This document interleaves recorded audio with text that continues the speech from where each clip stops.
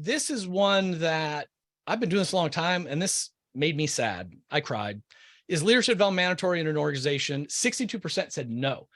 To me, as you know, like, I think it's all about frontline leadership. The leaders drive the culture. Leaders drive performance and accountability. Leaders have a sacred duty to take care of their direct reports, their team members, their brothers and sisters.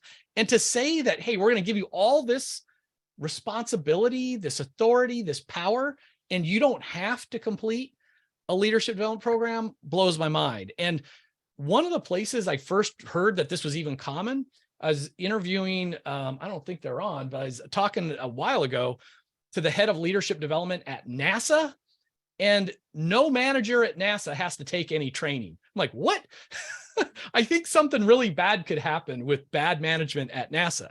So we won't do a live conversation about this, but I'd love to know your thoughts in the chat, because are you surprised at this number? Like, talk about we don't have a culture of training. We don't have a culture of learning and development.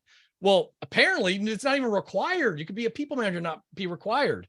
Dwayne, am I just wrong on this? Am I overreacting? Yeah, I don't think you are. I think it was your statistic that you shared with us last month, Kevin, when you talked about the average leader gets leadership training 10 years into their career. Madness. What? I mean, it just blows my mind. It blows my mind. These are our most vital resources in the organization are our people, and so that's, I don't understand it. Hey, I wasn't going to take it, but I got to hear from you. Joe from Box, give me your thoughts on this.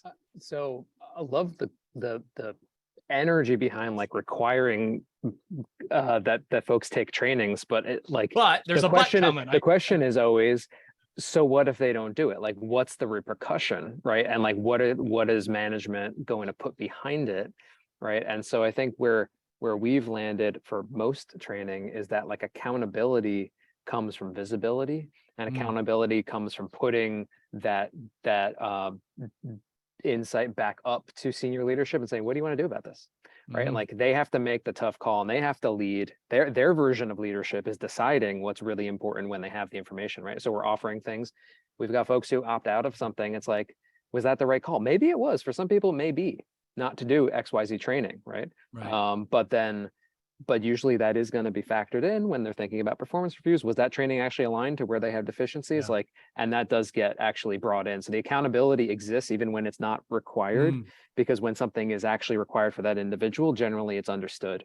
But Joe, play with me for a second here on this. And maybe I can't remember the exact way the question was phrased. So maybe that's it. Like, I get it if I'm not suggesting all training is mandatory or most of it, but I would assume, like, Joe at Box, give me a core skill or behavior you hope your managers are doing with their team members. What's something that you would hope they all do? They have one-on-ones with their directs. Great, one-on-ones, right? Yeah. So if, hey, I get the call, hey, Kevin, you're at Box, you were an individual contributor, you're now a manager, you got 6 engineers, you're a great engineer, you're now the head of the engineers, and go to it.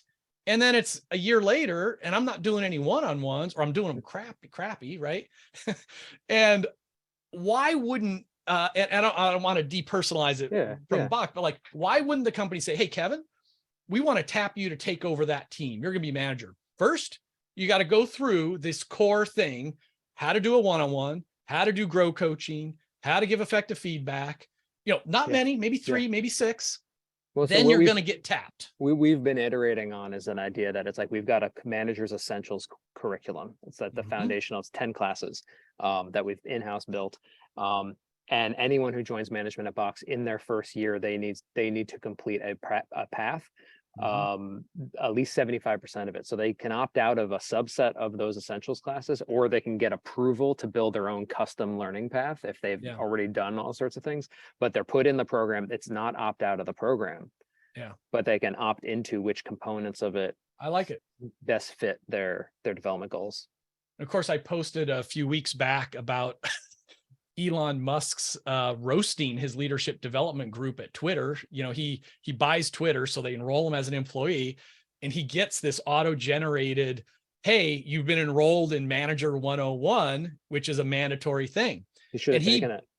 Yeah, exactly. And he posts it, making fun of them, all that kind of stuff. Of course, they're all gone now. But I said, look, you know, here, there's a lot right in this, including that they expect their managers to complete some basic stuff.